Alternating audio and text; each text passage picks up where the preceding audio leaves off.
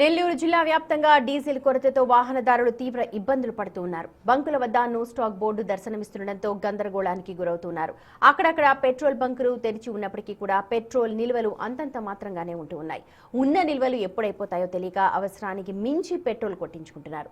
మరోవైపు కావలసినంత ఇంధనం సరఫరా ఉంది అని ఎవరు ఆందోళన చెందాల్సిన అవసరం లేదు అని అధికారులు అయితే చెబుతూ ఉన్నారు. పూర్తి సమాచారాన్ని నెల్లూరు నుంచి మా ప్రతినిధి సురేంద్ర అందిస్తారు.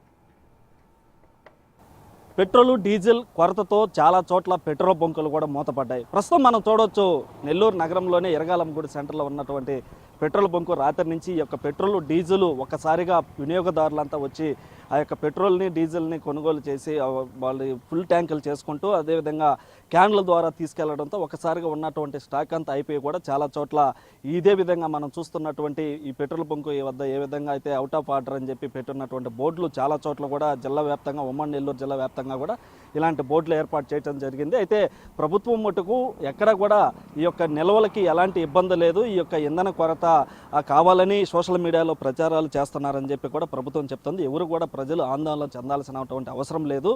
ఎవరికి కావాల్సినటువంటి ఆ యొక్క ఇంధన నిల్వలు అయితే పుష్కలంగా ఉన్నాయి. మీరు ఆందోళన చెంది పెట్రోల్ బంకుల వద్ద బారులు తీరవద్దని చెప్తున్నారు. అవసరమైన మేరకే ఆ యొక్క పెట్రోల్ డీజిల్ని తీసుకెళ్ళండి. మీరు క్యాన్ల ద్వారా డబ్బాల ద్వారా ఈ డ్రమ్ముల ద్వారా ఈ యొక్క పెట్రోల్ డీజిల్ని తీసుకువెళ్ళొద్దని చెప్పి కూడా వారైతే సూచనలు చేస్తున్నారు. మరోపక్క దీనిపైన ప్రభుత్వం కూడా సమీక్ష సమావేశం ఏర్పాటు చేసి ఈ నిల్వలు కొరత ఏర్పడడానికి కారణాలు అన్నిటిపై విషయాలపైన కూడా క్షుణ్ణంగా పరిశీలించడం జరిగింది. అయితే ఒకసారిగా 2 లీటర్లు పట్టించుకొని వెళ్ళేటువంటి వినియోగదారులు ఒకసారిగా ఫుల్ ట్యాంకులు చేసుకుంటూ అదేవిధంగా ఆటోలకి అవసరమైన మేర కాకుండా ఇంకా ఎక్కువగా అదనంగా పెట్రోల్ డీజిల్ తీసుకెళ్తున్నటువంటి క్రమంలో ఈ యొక్క కొరత అయితే ఏర్పడిందని చెప్పి ఇప్పటి వరకు ఉన్నటువంటి సమాచారం. అయితే ఏది ఏమైనప్పటికీ కూడా ఈ యొక్క పెట్రోల్ డీజిల్ లేక ప్రజలైతే ఆందోళన చెందుతున్నటువంటి పరిస్థితి ఉంది. ముఖ్యంగా ఈ యొక్క వ్యవసాయం చేసుకునేటువంటి వారైతే ఆ యొక్క ట్రాక్టర్లని పెట్రోల్ బంకుల్లోకి తీసుకురాలేక డ్రమ్ముల ద్వారా క్యాన్ల ద్వారా ఈ యొక్క పెట్రోల్ని తీసుకొని పోయే పరిస్థితి ఉంటుంది. అయితే ప్రభుత్వం నేరుగా డ్రమ్ములకి క్యాన్లకి పట్టొద్దని చెప్పడంతో కొంత మేర రైతులైతే ఇబ్బందులు పడుతున్నటువంటి పరిస్థితి ఉంది. చాలా చోట్ల పెట్రోల్ బంకులు కూడా ఒక్కసారిగా వచ్చినటువంటి వినియోగదారులకి అంతా పెట్రోల్ డీజిల్ పట్టడంతో ఆ యొక్క పెట్రోల్ బంకులు చాలా చోట్లకి ఇప్పటికే ఉమ్మడి నెల్లూరు జిల్లా వ్యాప్తంగా 15 పెట్రోల్ బంకులు మూతపడి ఉన్నాయన్నటువంటి సమాచారం తెలుస్తుంది. అయితే దీని మీద కూడా ఎవరు ఆందోళన చెందాల్సిన అవసరం లేదు.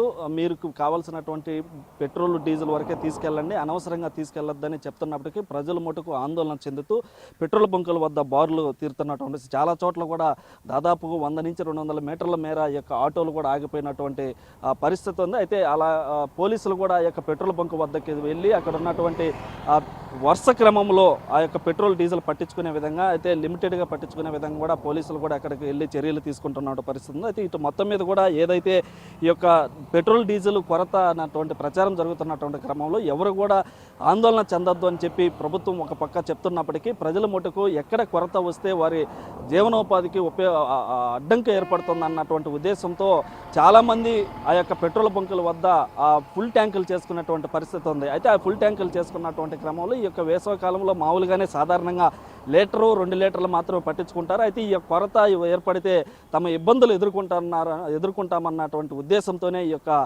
పెట్రోల్ బంకుల వద్ద బారులు తీరుతున్నటువంటి పరిస్థితి ఉంది. అయితే ఏది ఏమైనప్పటికీ కూడా కొంతమేర ప్రజలైతే ఇబ్బందులు ఎదుర్కొంటున్నటువంటి పరిస్థితి అయితే కనిపిస్తుంది. వీడియో జర్నలిస్ట్ మనోజ్తో సురేంద్ర, బిగ్ టీవీ, నెల్లూరు నుంచి.